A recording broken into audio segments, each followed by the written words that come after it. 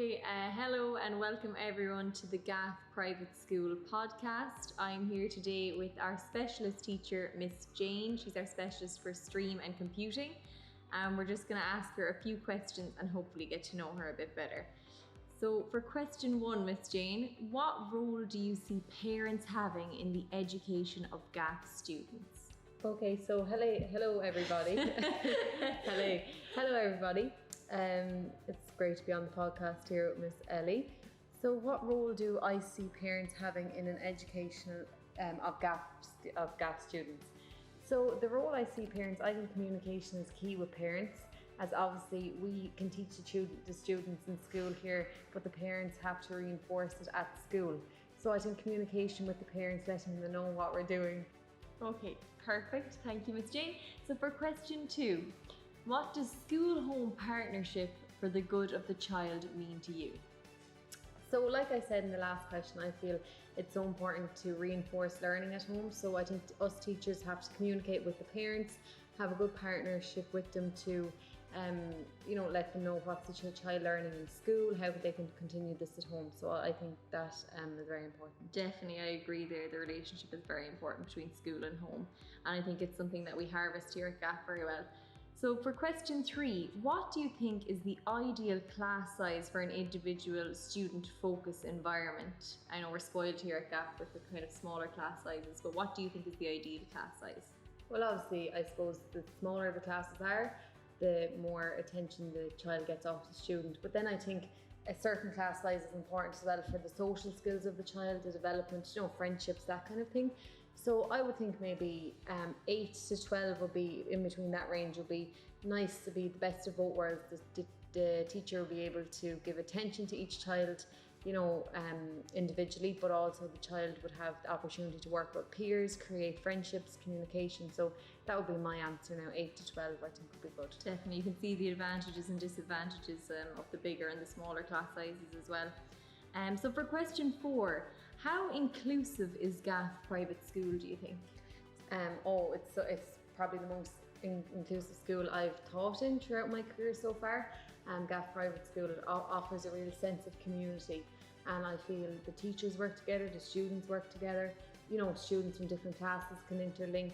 I just think there's a great linkage throughout the school of working together and building, friendships, relationships. It could be a year 4 child working with a year 7 child, but again, I think that's important for, growth and friendships. So absolutely. And definitely that's down to the nature of the school size as well.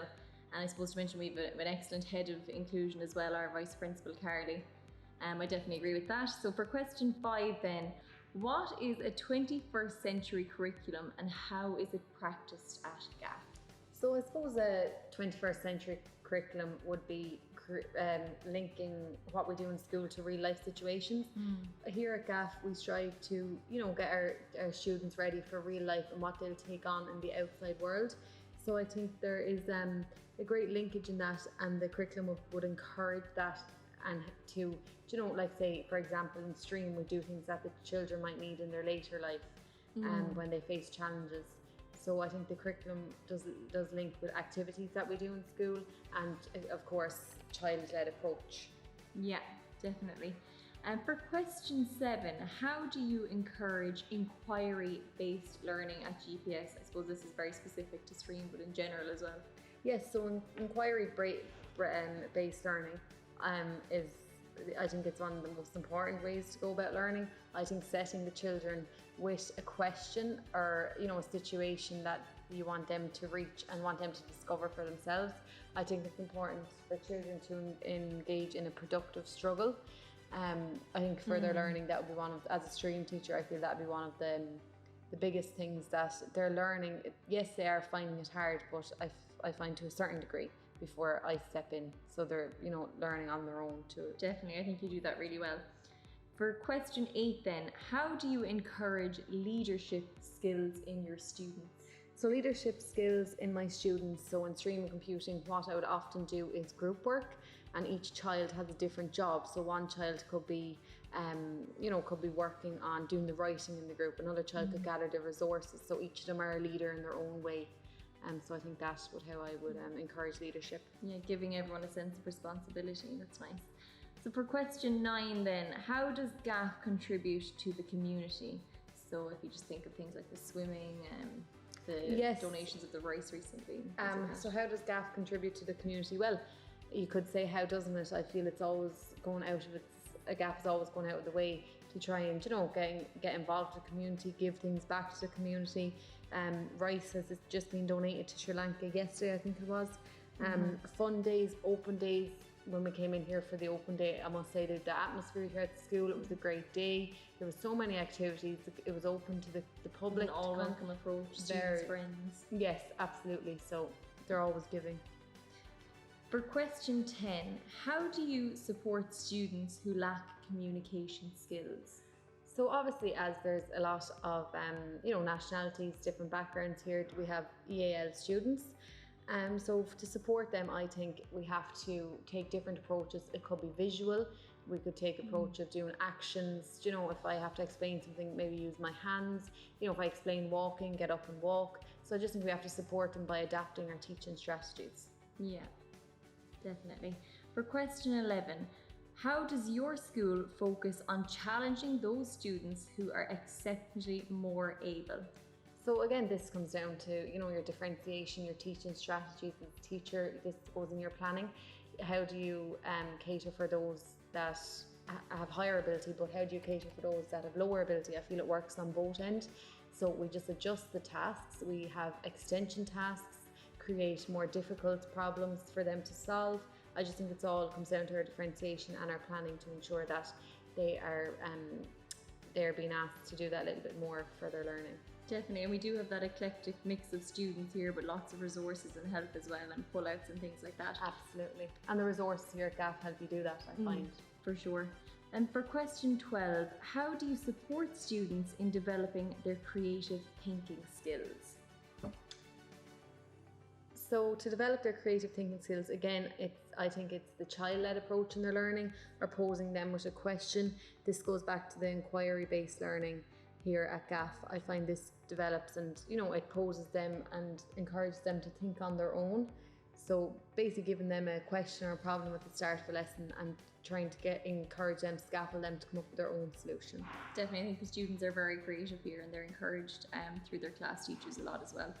How do you encourage tolerance and ensure there is no discrimination in the school?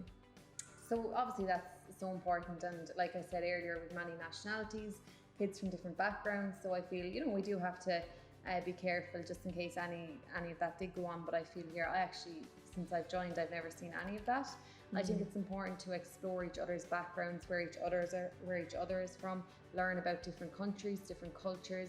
I might say to you, Michelle, you're from Ireland, what do you do? What's your, what's your favourite food? Exactly, and then we compare it to mine. Language. Or we could have a food day where everybody brings in food from their own country. I think it's important to be open about it and communicate about it. Yes, we are all from different places, but that's not necessarily a bad thing. If anything, it's fantastic because we get to have these days. Learn from each other, explore different cultures.